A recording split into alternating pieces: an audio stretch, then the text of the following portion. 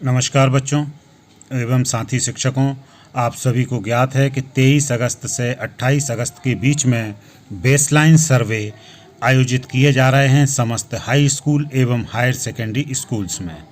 तो कुछ प्रश्न आपके मन में और बच्चों के मन में हैं। इस संदर्भ में मेरे पास बच्चों के कॉल आ रहे हैं कि सर क्या इस टेस्ट को देना ज़रूरी है। तो बच्चों हम देख लेते हैं कि ये टेस्ट ज़रूरी है और क्यों ज़रूरी है।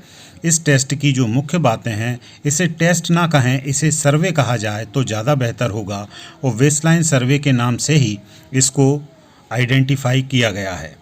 तो सबसे पहली बात तो ये जो बेसलाइन सर्वे होना है ये 23 अगस्त से 28 अगस्त के बीच में आयोजित होगा समस्त हाई स्कूलों में और हायर सेकेंडरी विद्यालय में।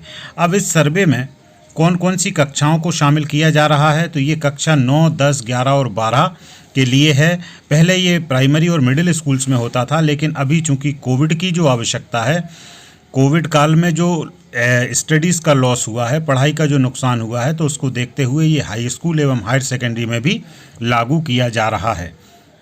तो कक्षा 9 और 10 में जिन विषय में यह परीक्षा होनी है वह विषय हैं अंग्रेजी, गणित और विज्ञान। 3 ही विषय का बेसलाइन सर्वे होगा। कक्षा 11 और 12 में भौतिक विज्ञान, रसायन विज्ञान, जीव विज्ञान, गणित एवं अंग्रेजी विषय का होगा। थोड़ा सा हम इस बात पर प्रकाश डालते हैं कि इस बेसलाइन सर्वे की आवश्यकता क्यों हुई। तो बच्चों, विगत 2 वर्षों से कहीं ना कहीं हमारी जो पढ़ाई है, हमारे जो स्कूल्स हैं वो उस प्रकार से नहीं चल पाए जिस प्रकार से चलना चाहिए था। और होता क्या है, जो सिलेबस डिज़ाइन किया जाता है वो कक्षा वाइज लिंक होता है। 10th कक्षा में जो पढ़ाया जाएगा उससे अगला जो टॉपिक है वो 11th में होगा, उसका अगला 12th में होगा। कई सारे टॉपिक्स ऐसे होते हैं। तो मान लीजिए कि 10th में आपकी पढ़ाई नहीं हुई और जब 11th के टॉपिक में आप जाएंगे तो कुछ टॉपिक्स ऐसे होंगे जो बिना 10th के टॉपिक को जाने नहीं हो पाएंगे या कहीं ना कहीं उनमें परेशानियां क्रिएट होंगी। इस सब समस्याओं को दूर करने के लिए लोक शिक्षण संचालनालय द्वारा सर्वप्रथम बेसलाइन सर्वे का कार्य किया जा रहा है हाई स्कूल एवं हायर सेकेंडरी में। अब इससे होगा क्या उसे भी समझ लें। बेसलाइन सर्वे बच्चों कोई परीक्षा नहीं है। आप परीक्षा के भय से बिल्कुल भी ग्रसित ना हो। यह केवल एक सर्वे है जो इस बात की पुष्टि करेगा कि पिछले 2 साल में किन बिंदुओं पर आप कमज़ोर रह गए हैं या किन बिंदुओं की आवश्यकता आपको पुनः पढ़ाने की है। उन बिंदुओं को जाना जाएगा। उन बिंदुओं की जब पहचान हो जाएगी तो पहचान होने के बाद फिर उनके निदान के लिए क्या उपाय किए जा सकते हैं, हमारे अधिकारीगण, हमारे विषय विशेषज्ञ सभी लोग बैठेंगे और किस प्रकार से आपकी इस कमी को पूरा किया जाए निर्धारित समय में, ताकि आप अपनी वर्तमान कक्षा की पढ़ाई को अच्छे से कर पाएँ। इसके लिए इसे इस प्रकार भी समझ लें कि जब आप किसी डॉक्टर के पास जाते हैं और किसी बीमारी को बताते हैं कि हमें ये बीमारी है, तो डॉक्टर कुछ टेस्ट लिखता है। वो टेस्ट बीमारी का इलाज नहीं होते हैं, लेकिन उन टेस्ट से कहीं ना कहीं ये पता चल जाता है कि रोग क्या है और कितने लेवल पर है। फिर डॉक्टर उस टेस्ट की रिपोर्ट को देखकर ये तय करता है कि अब उसे ठीक कैसे किया जाएगा। तो ये भी ठीक उसी प्रकार है। तो बच्चों, आपको ये टेस्ट देना बिल्कुल कंपलसरी है, आपको ज़रूर जाना चाहिए। कोई भी बच्चा, मैं तो ये सजेस्ट करूँगा कि आप बिल्कुल भी ना रुकें, आप ज़रूर जाएं और इस टेस्ट को दें और ईमानदारी से दें। जो आपको पता है उतना ही लिखें। इसका बहुत बड़ा फ़ायदा आपको होगा, क्योंकि आपके जो कमज़ोर बिंदु हैं उनको पहचान लिया जाएगा और उन्हें समय रहते दूर कर दिया जाएगा।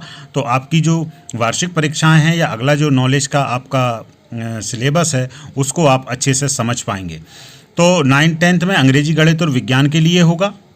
कक्षा 11th और 12th में फिजिक्स, केमिस्ट्री और आपका जो बायोलॉजी है, मैथ और अंग्रेजी। यहाँ पर हम स्पष्ट कर दें कि जो आर्ट्स वाले विद्यार्थी हैं उनको केवल अंग्रेजी के लिए बेसलाइन सर्वे देना होगा। कॉमर्स वाले जो विद्यार्थी हैं उनके लिए केवल अंग्रेजी का ही देना होगा। लेकिन जो गणित विषय के हैं या बायोलॉजी विषय के स्टूडेंट हैं उनको फिजिक्स, केमिस्ट्री और बायोलॉजी और गणित का भी देना होगा। फिर दिनांक तो इसकी सभी को पता है, 23 अगस्त से 28 अगस्त के बीच में ये सर्वे होगा। इसका उद्देश्य क्या है, हम सभी जानते हैं कि कोविड लॉकडाउन के कारण लर्निंग लेवल जो है वो कम हुआ है, लेकिन कितना कम हुआ, कैसे कम हुआ, उसकी जानकारी नहीं है। तो इसके लिए ये सर्वे किया जा रहा है। वर्तमान स्तर का आकलन नहीं करेंगे जब तक हम उन्हें फोकस्ड रूप से पढ़ाई नहीं करवा पाएंगे। यदि हम बच्चे के वर्तमान लेवल को नहीं पहचान पा रहे हैं तो फिर हम आगे तैयारी कैसे कराएंगे। सीधी सी बात है कि जब हम आपकी बीमारी को नहीं पहचान पाएंगे तो इलाज संभव नहीं होगा। तो ये वो टेस्ट है जिससे आपकी बीमारी को पकड़ा जाएगा, आपकी कमी को ढूंढा जाएगा, आपकी कहाँ कमी रह गई है उसे ढूंढा जाएगा। फिर इसके जब जो रिज़ल्ट आ जाएगा, इसका रिज़ल्ट टीचर्स तैयार कर लेंगे, उसके बाद फिर उपचारात्मक कक्षाएं जो रेमेडियल क्लासेस होती थी, पहले भी लगती थी, वैसी कक्षाएं अलग से डिज़ाइन की जाएंगी, जिसमें आपका ये बेसिक क्लियर करवाया जाएगा और आपकी जो क्लासेस हैं वो अपने निर्धारित समय से चलेंगी, जो अगला आपको सिलेबस उपलब्ध कराएंगी।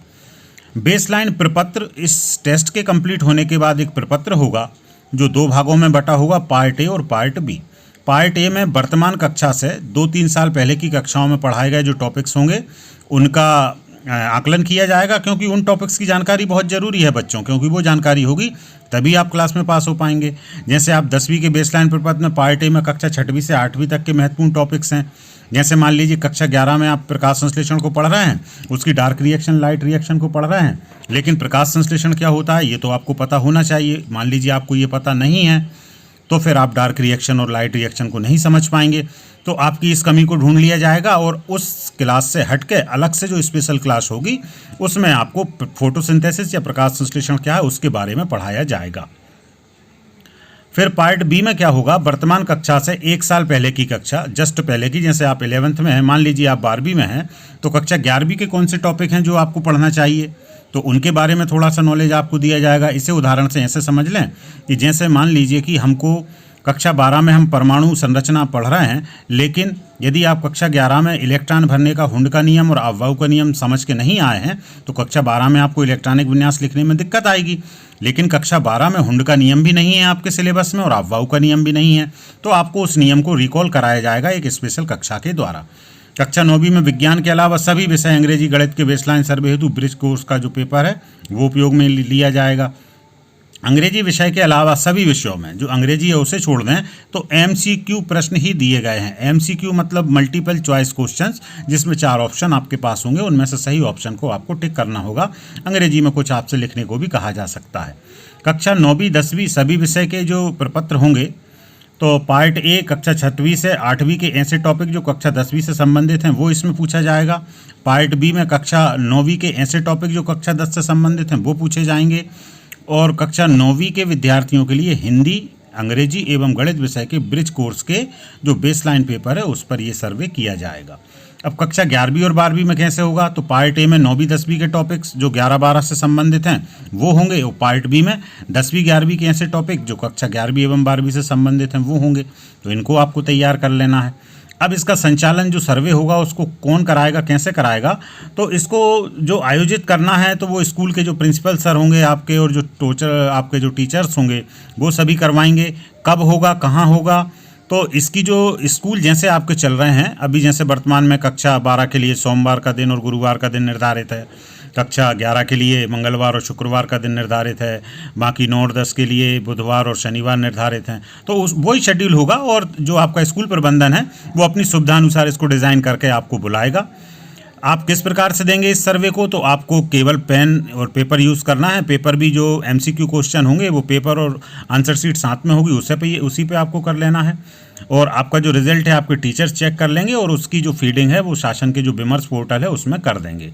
विमर्श पोर्टल में जो फीडिंग होगी वो कैसे होगी ये उसका डिटेल है और विमर्श पे ये सब चीज़ें यहाँ पे अपलोड कर दी जाएंगी।